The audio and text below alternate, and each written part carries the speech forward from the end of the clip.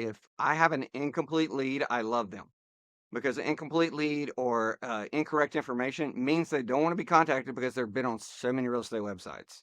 So I'm just the opposite of every other person that you're going to see on a forum. I get crappy leads. No, you don't. You just get leads that actually want to buy something. You're too lazy to actually research them.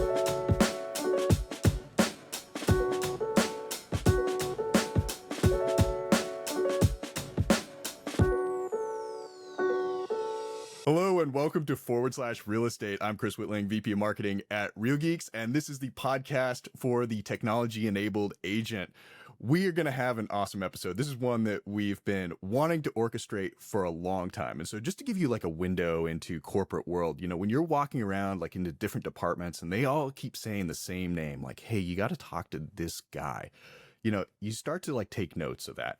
And so I'm happy to finally be talking to Dustin Owens, and I'm going to let him introduce himself here in just a second. But before we do that, you're probably seeing a QR code on your screen right now. And if you're listening to the audio version, you might go down to the description, wherever that is, and click the link. There's going to be a recipe book for the things that Dustin and I have talked about during this episode. We're going to go deep into AI tools, prompts, other automation tools.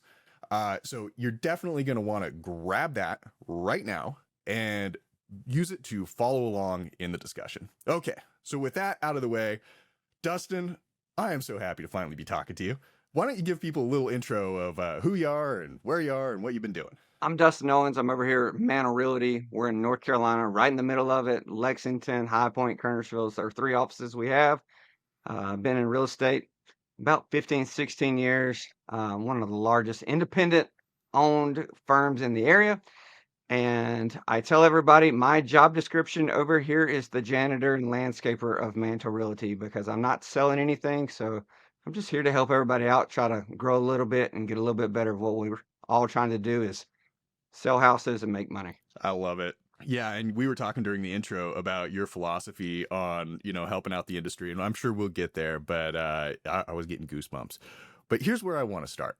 You've got this thing that my team has just called the Ninja Touch, and without any more explanation, I think that's clickbait enough. Tell me about what you're talking about here. So what we do as a company over here, instead of calling a lead and doing the exact same thing that everybody else is going to do, we know that we have to change it up or we're just going to get the exact same outcomes that everybody else does. So if you're posting generic videos, you're sending generic emails, you're making generic phone calls, they've all heard this.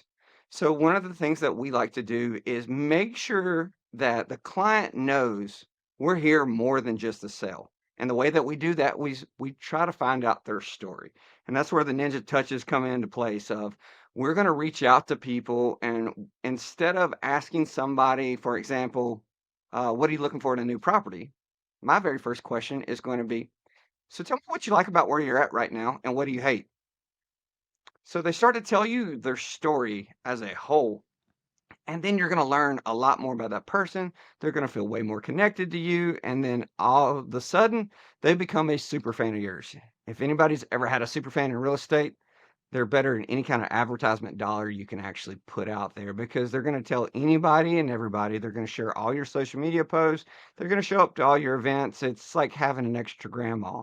It's just amazing for me to be able to see some of our super fans come out here and be like, you're doing something, we want to be a part. So our our clients slash fans slash we call ourselves the Mantle Mafia because once you're in and your family. So much so that I actually have it tattooed right there on my arm. And I am the third person to get that actually tattooed on my arm. So, um, but anyways, when we go with that, we're doing something for the community. We are trying to sell a property. We're trying to do a community event. Our clients, super fans slash mafia members, they're all going to share it all.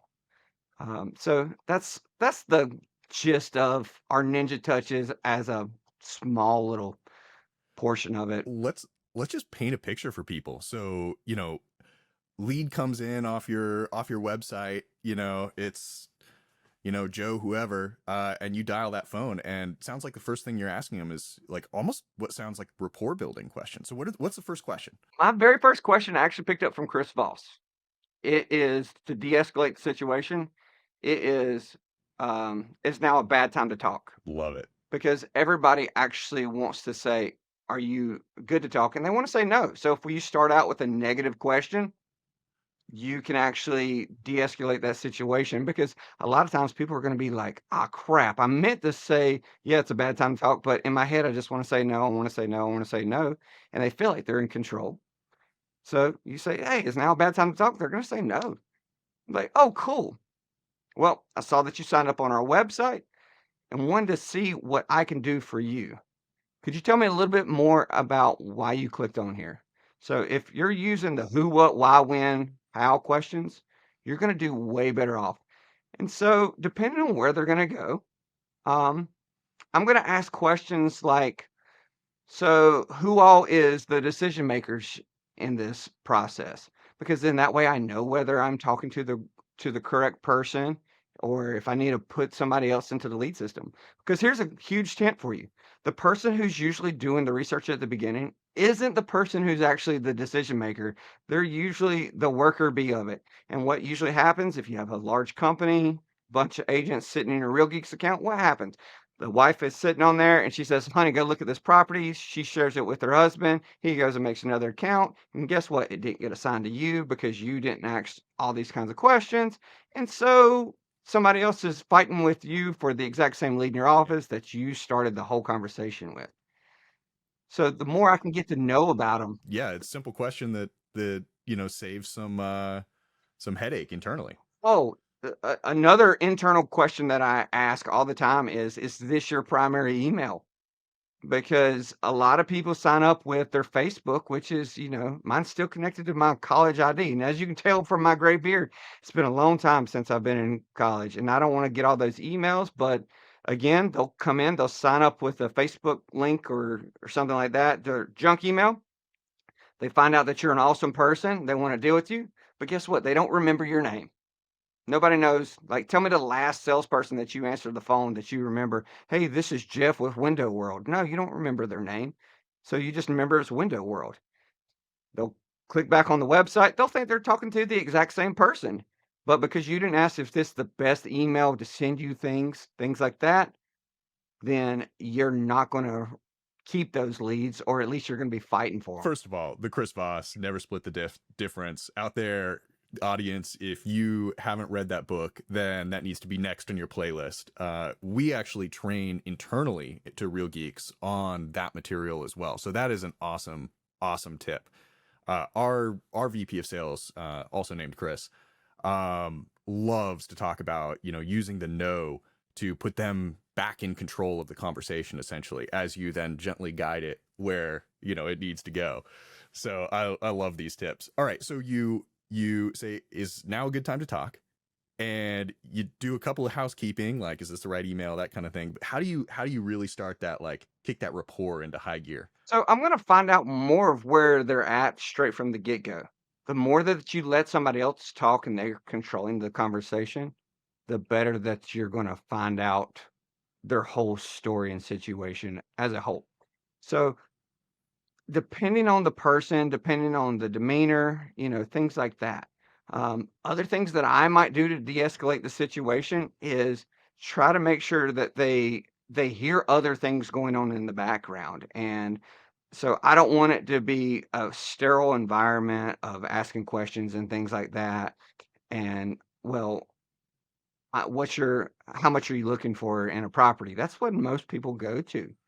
So I have a whole flow chart, and I'm more than happy to share it with you guys of, if they don't answer, we double dial. If they do answer, then we go to there. If they don't answer off the second double dial, we just say, "Hey, this is Dustin, call me back," because I want, people are nosy. So I have all this as a whole flow chart of a paper that would start you going. And then whenever it comes down to the who, what, why, when, how questions, that's whenever I want to start asking things of, so tell me more about your story. And I'm going to ask what your timeline is because then I'm going to know what's going on. Instead of asking questions like, "Are you pre approved?" Because where I come from over here, if you ask somebody, how much are you pre approved for? There's a lot of country boys who wear a lot of overalls that have more money stuffed in that front pocket than you can carry around in your bank account. So they get a little bit offended off of that. So I'm going to say, how are you going to pay for the property? What's your plan? And then I can start seeing what's going on, because let's just take, for example, how are you going to pay for the property? And somebody says, oh, I'm a veteran, I'm going to use a VA loan. Well, triggers start going off in my head of what's going to qualify for a VA loan versus a conventional loan or a cash deal. We're going to have something that's got to be in good condition, good repairs. So you've got to be building the backstory for this person, because they really don't know what they want. If you've ever had a client who's actually said, I know exactly what I want, and bought that, will go buy a scratch off ticket all at the exact same time, because usually they say, I want 4 bedrooms, 2 baths, and I want 5 acres of land. They get out there and they say, oh, this is way out in the country. Well, no, duh, it's 5 acres. Like, you can't have that and have a Starbucks close by, or at least not where I live, and not pay a arm and a leg at the same time. So you've got to start thinking on the backside of things, of taking those who, what, why, when, how questions, and building that. And one of the things that I've done talking about AI is I've started my biggest tip is I'll tell everybody, whatever chat bot you're using, talk to it, don't text it, Oh. because you'll get so much more detailed with somebody. It's sort of like having a conversation. If you send somebody a text message, you're not going to get as much out of them. The exact same thing with the lead. If you're texting somebody, hey, saw you sign up on our website, what can I do? They're going to shut you off.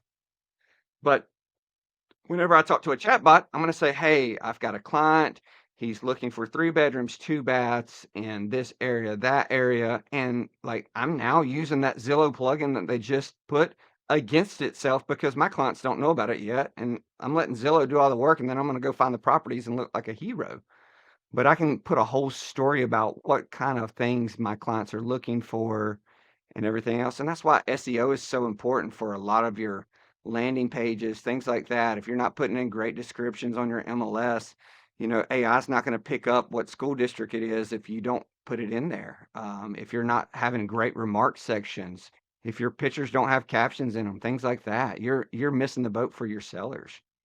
But I'm just going to just build a rapport, just like I said. And it's not just one single answer of which question I go to next, I guess.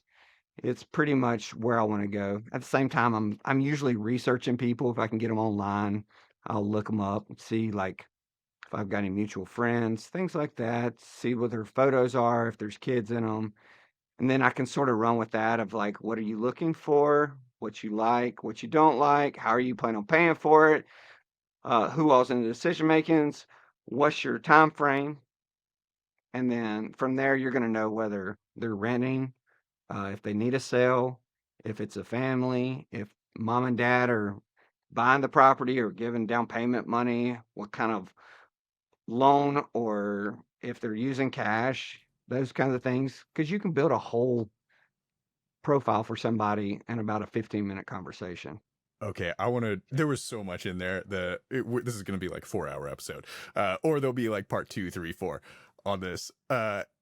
Yeah, because I mean, just a bookmark to come back to. I've been asking people about MLS listings and how do you like tell a story with a listing. I think maybe you're the person that is going to answer this for me, but maybe rewinding the conversation and sticking with the kind of the initial question of like, okay, you're on this call. I thought it was also interesting the thing that you just said about like doing a little quick search on them and seeing what information you could find. So what sort of like what tools are you using? Where are you doing the searching? And then like what are you looking for to like try and round out, maybe the profile of things that is building a picture of like who this person is for you that, is maybe the things that they're not telling you on the phone. Couple things. First of all, if I have an incomplete lead, I love them, because an incomplete lead or incorrect information means they don't want to be contacted, because they've been on so many real estate websites. So I'm just the opposite of every other person that you're going to see on a forum. I get crappy leads. No, you don't. You just get leads that actually want to buy something. And you're too lazy to actually research them. It's so, I see people all the time, and I'm like, if you just realize you have a gold mine sitting right there, it's amazing how many new agents will come in and start researching leads. And like my Real Geeks account, I have a dummy account that is just my dead lead folder because I'll let people stay in there. And so many people mark them as dead, and I'm thinking, this person's searching. They just don't want to be contacted. They're not dead. They're just a ghost. One of my favorite questions, and sorry to take us off track here again, is what is the longest period of time you have either had someone in your database or nurtured someone before, like from the time they entered to the time you closed them? What's the longest period? I had one that came through our system that was just somebody that we randomly knew from social media, stuff like that, sports. 4.5 years. Yeah. Yeah, it was 4.5 years that they'd come to our events and do things like that. And we send out little e-blasts, social media, event reminder calendar, things like that. Sometimes they show up, sometimes they don't. You just love on them. You don't ask them if they need to buy or sell real estate ever. That's like a huge naughty word in our office. We don't ask that question. It's so interesting because we hear this from agents frequently where they say things like, "Oh, well, I got this lead and they weren't ready to buy right now." And it's like, "Oh, it feels like you're missing the forest through the trees there." The way I explain it to my agents is, if I could tell you that you had to make 10 phone calls for the next year for this person to make you $5,000, would you do it?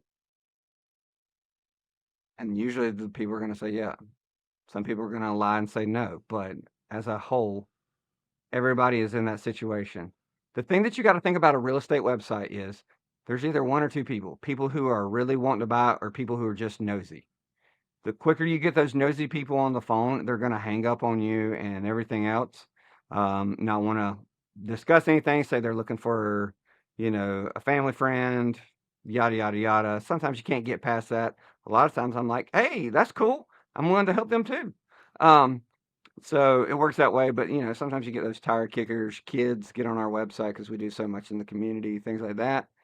But yeah, I know that they're just going to search. Okay, so coming back to this, all right, so you got a lead, the information's not complete, and so you start looking them up on, I don't know, get Google, Facebook, all the places. What are you looking for? All right, so first place I'm gonna look for everything is, and it's gotten a little bit worse, I'm not gonna lie, is that'sthem.com. And what that does is you can type in phone numbers, you can type in emails, you can type in names. I think it's like 10 a day that they let you use. Go in incognito mode, you can get another 10, but hopefully you're not so far behind that you got 20 leads that are just sitting there that's been neglected. And so you can use that them. It's going to give you a huge list of phone numbers. You got to have the kahunas enough to call every single one of them because some of them are going to be grandma's phone number. Some of them are going to be their cable provider's phone number that's got attached to them somehow. I've noticed that a lot lately. Same thing with emails. And so they'll give you all those. Another thing that I'm going to go with is we have Forewarn, which is provided by our MLS, and that will give me a lot of phone numbers and addresses. So I can sometimes go backwards off of it and say, I've got a good phone number. I can tell it's a good phone number, put it in Forewarn, and then see what the name that pops up off of it. From the name that pops up off of it, I can get the address. So it's just a huge connect the dot kind of situation and go from there. And then if I find out what the person's real name is, let's just say that they put in ABC123 at Gmail, but a real phone number, and then their name's John Wayne. So then I'm going to look them up, go from there, find their name. I'm going to go on social media accounts and start looking up, do I have any mutual friends with them? Can I sort of see what their lifestyle's like? Like, you can see so much from somebody's one social media profile photo. Like for mine, I think it's me holding my boys at a football game. So you know that we have like white trashy haircuts and we love football. So that's what you can sort of see right there. But if their profile's locked up, you still can get that from one image. And so you can get a long way with a lot of stuff that way. You can also see who they're married to with some of the apps, things like that, their aliases.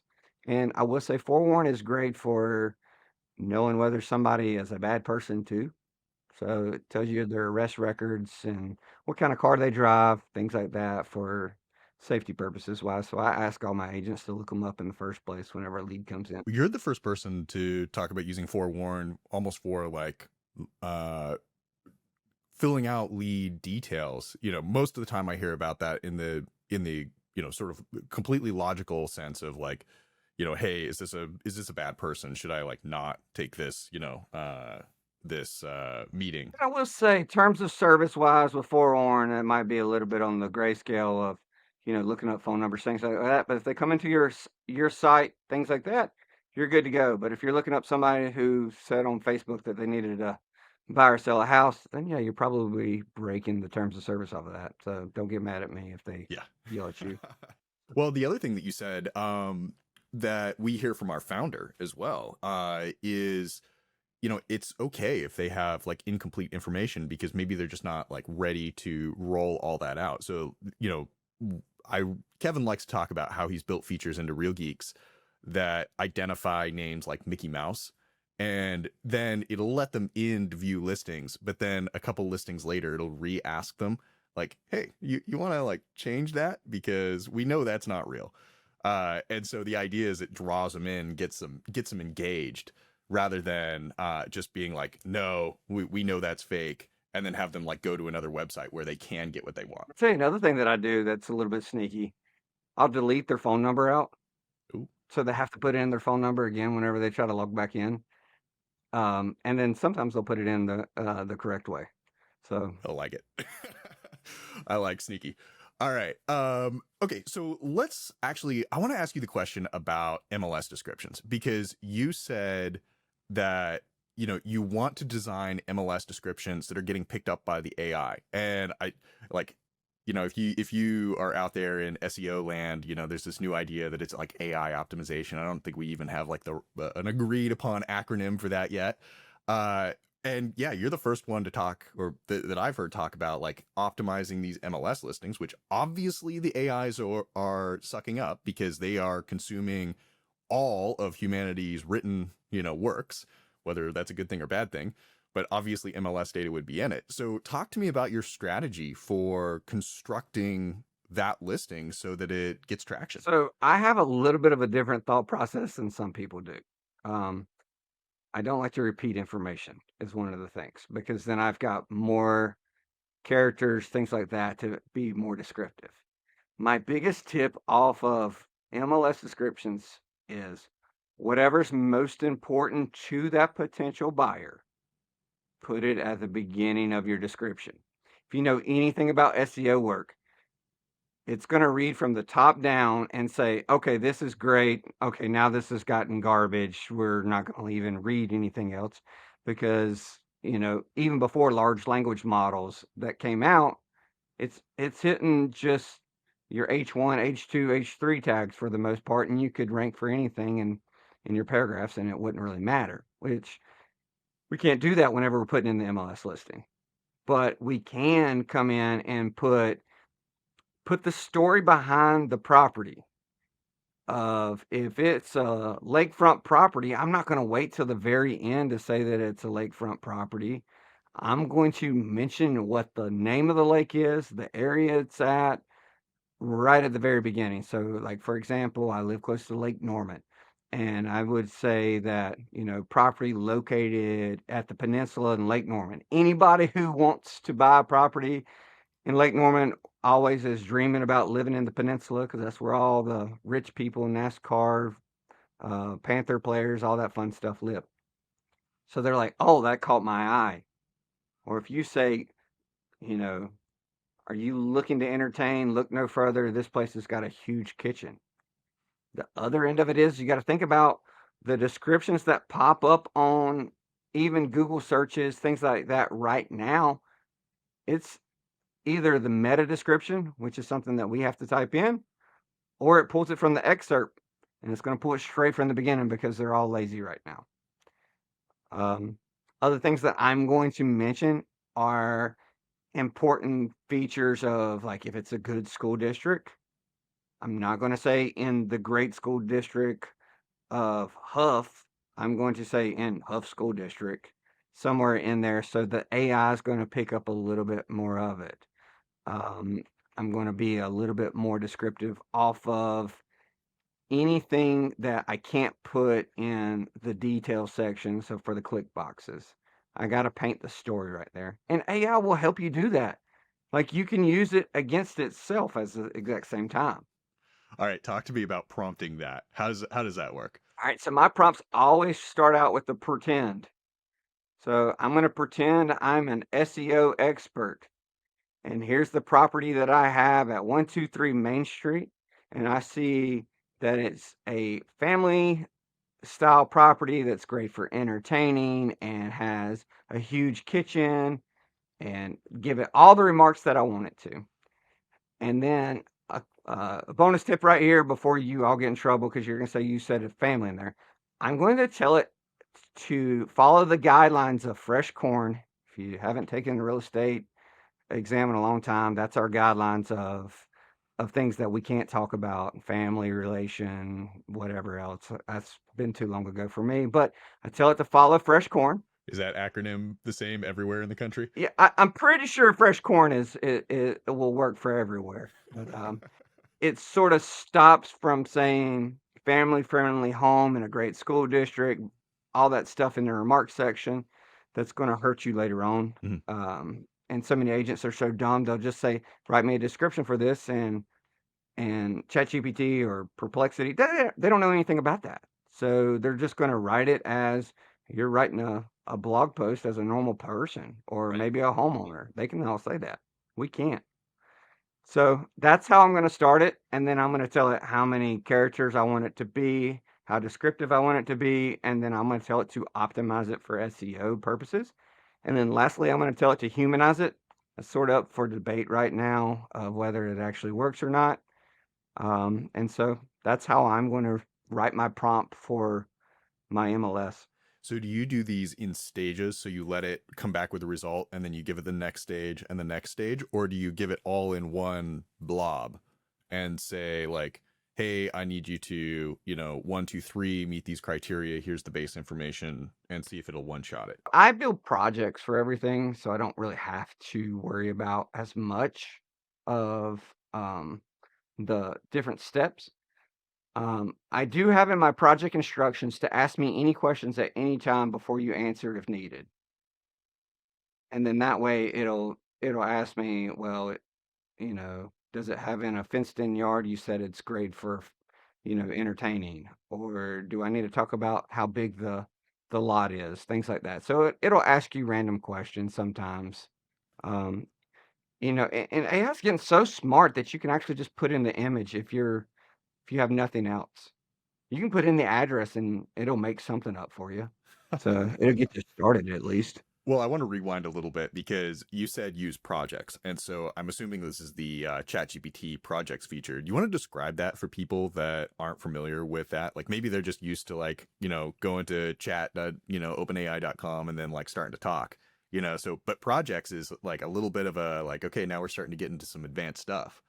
So what's that do for you? All right, first of all, projects is a paid feature. If you're not using the $20 paid feature, you're probably missing the boat off the AI in the Yep. first place.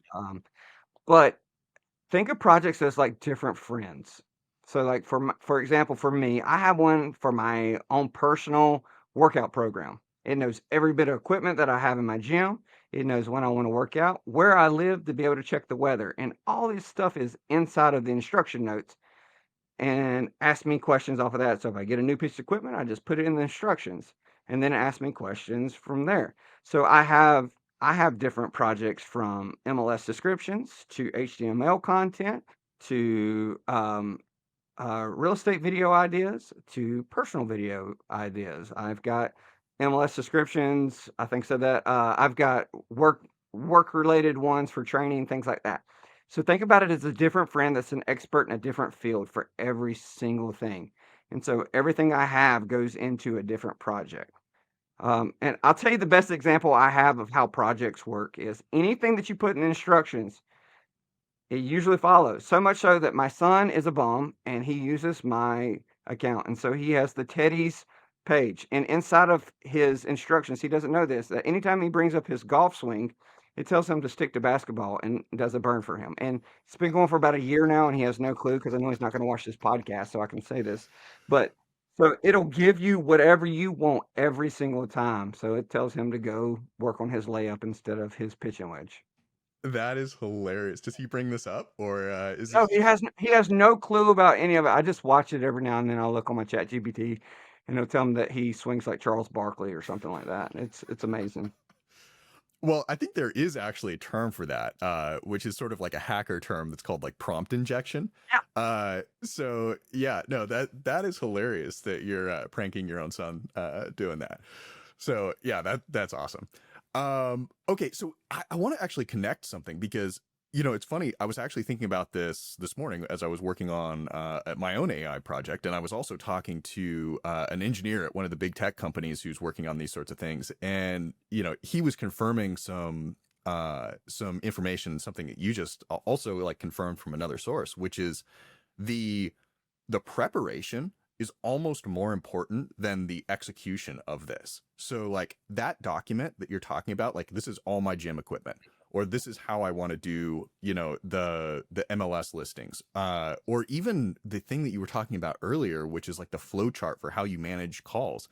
Like all that like basic preparatory information makes the execution so much better, because otherwise you get like very vanilla results. So maybe my question for you is like, how do you start assembling that stuff? Because it seems like when you're looking at a blank sheet of paper, like this is a huge burden to, like start like, oh, I got to go out to my gym and I got to write down everything that's in here, or like, well, how do I make an MLS listing? So how do you start to build that base, system prompt, or that base information for the AI? So two different things I would say off this. One, like I mentioned earlier, I'm going to use AI against itself. So I'm going to start a simple prompt, not in a project, and say, pretend you're a prompt engineer. And you need to build out an instruction for a project that is for MLS descriptions and MLS descriptions alone. I need to make sure that it follows all discriminatory guidelines. I want to make sure it's SEO friendly. I want it in this format. And so I talk to my ChatGPT or Perplexity, whatever I'm using for the day, because some of them are better than others for different things. I talk to it more than I type. Um, I challenge myself on the way home. I would tell it about my things that are going on and say, "Hey, do you have any ideas about this? What could we do to automate some of this? Or what am I missing right here?" And so it'll build out a whole prompt for you just for the instruction for that project. But you always have to tell it to think like an expert prompt engineer, to think like a expert real estate agent, think like an expert website developer, think like an expert Real Geeks uh, email workflow developer, whatever you want to use. I've built all my workflows out of there, and all the merge fields are sitting right there on it, just copied and pasted and went over, and it was amazing. So just reverse anything that you have and tell it to always pretend like it's something else. Are you using exclusively ChatGPT, or are you using any of the other AIs? My whole home is automated. I have motion sensor lights it in most of my rooms. Come down the driveway, outside lights come on, stuff like that. So I've got a lot more AI than most people do, and I know that, but it's okay. I would say ChatGPT is probably the easiest to sort of work, especially if you're brand new. I don't quite like the layout of Perplexity, but it can give you some great answers. Um, and so, and sometimes I will compare it to the two. Like Perplexity does a better job on social media captions for videos and postings and things like that. ChatGPT is going to give you some crazy off the wall hashtags that are going to just terrible. So it is what it is. But use them all, see what you like.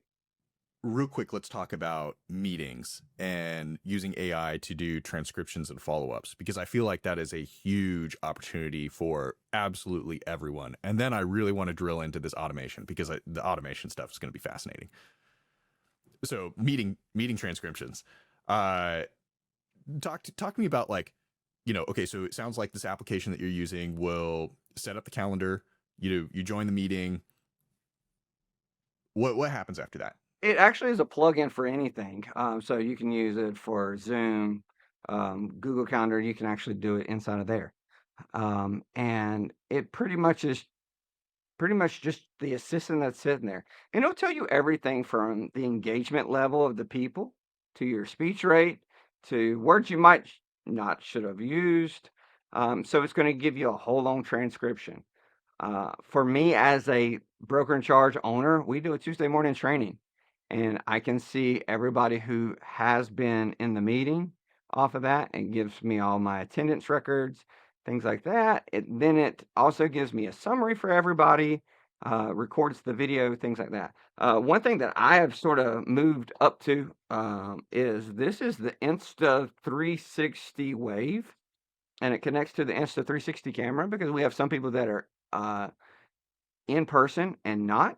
And so it has a 360 microphone built into it that it will move my webcam to whoever's talking that's in the room. And so it's allowed us to be able to see, we've got agents all across North Carolina. You can get a little bit more relatable and learn what that person looks like versus me taking a webcam and turning it to the other side. And then with the Read.ai, it like I said, it takes all that transcription, then it will send it to everybody who was in the meeting. And then I use Zapier to actually send it to other people if I need to. And I take the transcription and put it into, I know, surprise, surprise, my ChatGPT Tuesday morning meeting notes. So then I can recap from the last Tuesday automatically from the transcription that's sitting right there. Have you used it to maybe like debrief on conversations you've had with people where it's like, wow, I got this impression that this thing might have been happening in subtext, right? It seems like they were offended about this sort of thing, and try to get the AI to give you feedback on like maybe social cues that are happening. I use it for multiple ends of that. One thing that I'll use it for is I'll take the transcription and actually load it up and say, what can I do differently for training meetings of where I lost engagement purposes and things like that, or to make a graph based off of this for a recap purpose, because a lot of the trainings I'm going to redo, things like that. Some people actually are using it. Um, this isn't there yet, but I know it's really close, of the Real Geeks dialer. Coming soon, everyone. I want to be able to take that and actually take the transcription and actually throw it in there and then build my profile for the lead that I just talked to on the phone and just drop it in the important notes section right then and there. So, but I'll use it for that. I'll use it for issues with clients and maybe even agent on agent arguments in the office of what can I do to change this, SOPs that I need to change for our offices, things like that. I'll throw it in there and say, hey, what can you just gather from this? And they'll be like, this person doesn't talk a lot, or you probably missed this point and you want to bring that back up on your next meeting. I love that. And maybe I'll just put a plug for the dialer in there, which is it's coming November 4th, the first version of the dialer, and everything that you just described there is absolutely on the roadmap. So we're pretty excited about all those features landing in Real Geeks. You played with it a little bit already, Yeah. I know you're on the and beta. I appreciate it. Yeah, yeah. I really appreciate that you can just sit on your computer and just go to town. Yeah. Well, talk to me about that, because I've been kind of curious. We'll go down this tangent here for a second, but one of the things that I thought was a big advantage of having the dialer just inbuilt into the CRM is you're not switching between your phones. So it's like less chaotic, less context switching back and forth, less opportunity to get distracted, and just like a lot more focus. But yeah, I mean, you tell me. 100%. And I know that there's been a little bit of tweaking and things like that. So you might see something that's a little bit different by the time that the beta test is done, things like that. But for you to just be able to sit there and click on somebody and then put the notes in and say whether they answered, they didn't answer, things like that, it's a game changer off of your production level. Because let's be honest, that's all AI is for us, is to be able to increase our production, save us time and energy, things like that. A spoiler alert, I've been with Real Geeks for so long, and I'm not paid to say this, that I used to actually, if you wanted to make a phone call and you're on the road and call a lead, you'd have to go into the website because there wasn't an app at all. And you would have to go in and click on it, or you'd write it down on a sheet of paper and then go back at the end of the day and have to rewrite everything inside of there. So it's leaps and bounds better than what it used to be, and I'm sure it's going to get even more creative and way more productive as an agent, things like that. Um, I just I'm excited about it personally. Yeah, I think as someone that's seen the roadmap, and maybe you as a beta tester, we probably won't do anything more than just tease. There's a lot of the roadmap that this really opens up a lot of capabilities of, the stuff that we're talking about in this episode. So, if you guys are not Real Geeks customers yet, you might want to go talk to the Real Geeks team about like what is going on with these features and how it could change your business. So anyway, that'll be my plug for the day. There you go, producer Sean. Boom, done. So I wanted to come back and ask you about automation, right? So I feel like this is where people go from, it's like the galactic brain meme, where it's like, great, AI, like vanilla AI, it'll write a bunch of stuff for you. Great. Okay. Now, if I give it a bunch of like, basic information about what I want to do, like it'll give me much better answers. But then once you start layering in, Zapier, make.com, webhooks, and start automating stuff. And so things are like flying around, like maybe without you touching the keyboard or voice controls, then all of a sudden real magic starts to happen. So I'm curious, what you're cooking behind the scenes here. And you might want to just start by describing like what some of these tools like Zapier and make.com do, and then what you're using them for. So Zapier and make.com are pretty much just connectors from one software to another software for the most part. And I would tell you, for me personally, I am self-taught, so I'm barely scratching the surface. I mess up a lot of stuff. And so it's a lot of time consuming efforts that are there. One thing I tell you is if you don't have the time and the energy to do it on your own, pay somebody because it's actually going to make your life so much easier. So I've got so many different automations. The way I look at everything for my agents, because like I said before at the very beginning, I'm the janitor and landscaper. My job is to make sure that I do stuff that if I don't do it, you know I didn't do it. But if I did it, you didn't know I did it. So it is everything from, let's start with the simple one. If somebody puts a Google review out for us, if it is a 5-star, so I have it filtered through a 5-star. It automatically takes the Google review, puts it into a ChatGPT model, and gives a prompt of make me a Facebook and an Instagram post. And then I have photos stored in my Google Drive folder that randomizes which Google review 5-star image it posts, and it posts a different one from Facebook or Instagram. And so it'll say, Mary Jane said Dustin was great selling real estate and everything else. I don't copy it exactly because nobody wants to read the exact same review. And that's part of the prompt of the ChatGPT that's built inside of Zapier. And it's taken a little while to do that. But whenever it does that, then it automatically posts onto my Facebook page. So how many times has you as an owner or broker wanted to repost something because somebody shared a Google review and you didn't have time? I don't have to do that. And then the last step it does, it actually replies back to the review for me. And like I said, I do have it set as a filter that if it's 4 stars or below, it's not going to post. So I'm not going to have somebody say how terrible of a company we are that doesn't like me and everything else. So the workflow, and this will probably be in the cookbook, everyone. So like, go get it, because I love Zaps. Like Zaps are, totally my jam. So a trigger would be Google review on the Google My Business, and then a filter block that says if it's 5-star, and then an AI block that does the prompt that you just talked about, and then 2 more blocks for posting on Facebook, and then a response on the Google review, right? So it's like basically like a 5 or 6 step workflow, something like that? Somewhere right around there. Yeah. Depending on if you want to use one standard picture or if you want to randomize it, there's another step for there. And I have them spread out for Instagram, LinkedIn, and Facebook. But again, you only just start somewhere and then branch off to it. Don't try to do everything. It's sort of like saying that you want to play baseball and you've never picked up a baseball bat. Just go with one at a time. The nice thing about using like a recipe book like this is Zapier can be kind of daunting for someone that's never used it before. It's once you get into it, it's really not that complicated. It really makes like really what it is underneath is like sort of a universal API layer between all these applications. And if that didn't mean anything to you, then Zapier is the tool for you.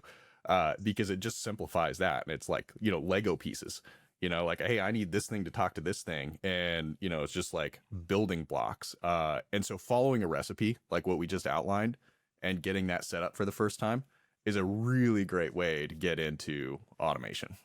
You mentioned webhooks, right? And webhooks are an extraordinarily powerful tool. What are you using those for? I have a webhook based off of it's a form on my website that I have for my agents.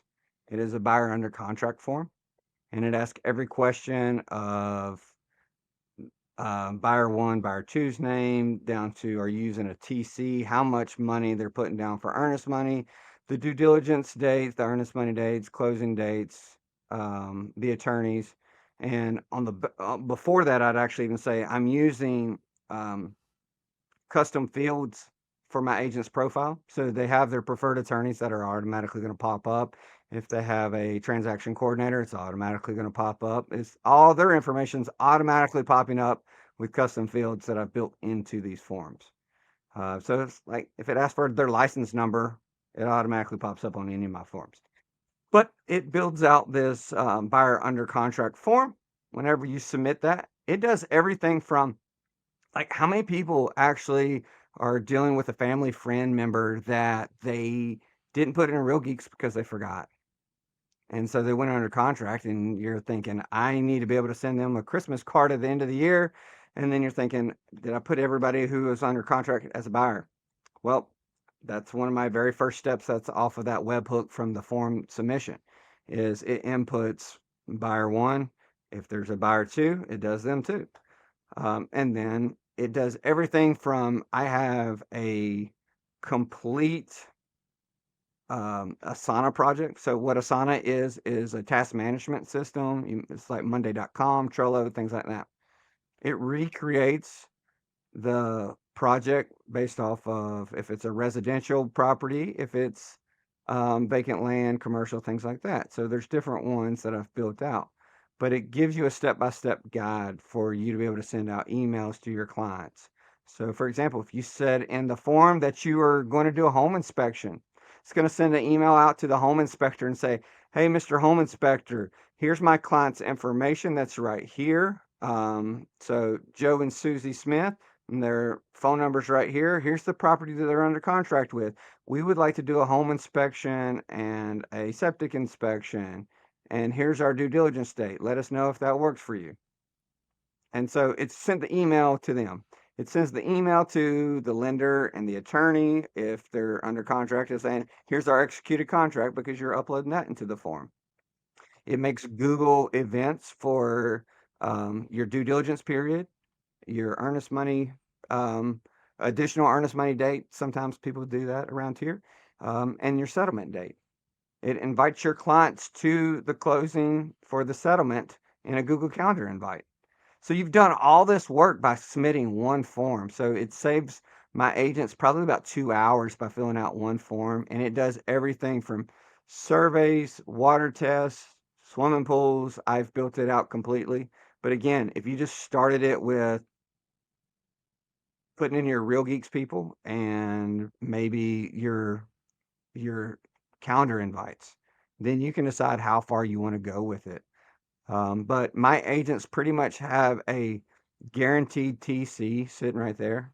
And then it even goes to the fact of introducing myself as the owner and broker in charge. So if they've got any questions, that they're here and ask for a review on behalf of my agents from me, because sometimes they're not going to want to give a review because you asked, but if I ask, they'd be like, "Oh yeah, sure. I want to help you out and make you look good in front of your boss." Dustin, we need to wrap up. We're gonna have to have like multiple of these conversations because I'm realizing right now that you, like many of the just absolutely most awesome customers that we've talked to, are almost like more process engineers or like process reverse engineers uh than anything else, right? It's like you have a clear strategy in your head of the way that you want to attack your market, and then rather than just like pounding your head against the wall, like trying to do it through brute force, it sounds like you're spending a lot of time breaking down what the components are and then automating those so that it just gets easier. Does that sound about right? The way that I look at anything in life is if I have to repeat it even once a month, I'm going to try to automate it. Even if it's something that is, hey, we got you started here. Do you want to send this? I have everything from my words of affirmation that I have for myself because I talk to it so much. It sends it to me Sunday night at 8 p.m. so I can write it on my mirror. But it sends me something, and sometimes I'll change it. But it's everything in my life revolves around that kind of situation. So the more I talk to it, the more it knows about me.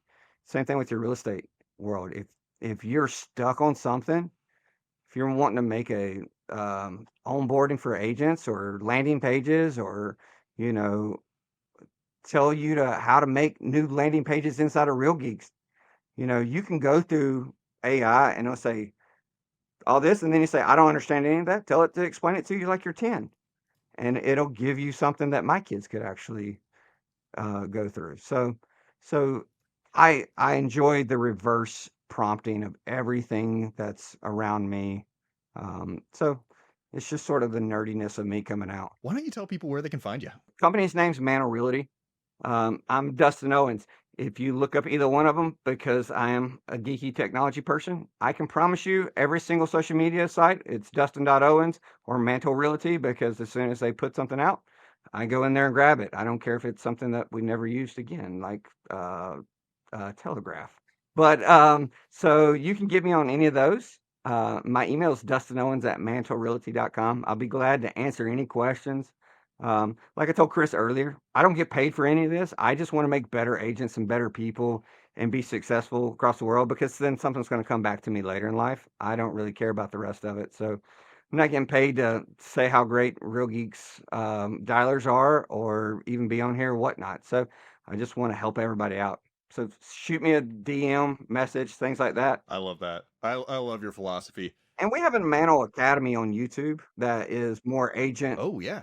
and it is literally just for agents' knowledge. Some of it is Real Geeks related. A lot of it is rebuttals and how to talk about um, networking or neighborhood content, things like that. So red flags of real estate, things like that. What I wish I knew my first year in real estate. All right, everyone, definitely go check out Dustin's YouTube channel.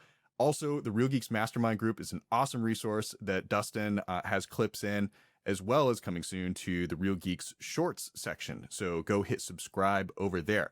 You are seeing a QR code on your screen right now. Go get the recipe book from this episode. That's going to be a killer resource on how to build out the Zaps and the other AI tools that we talked about throughout this episode.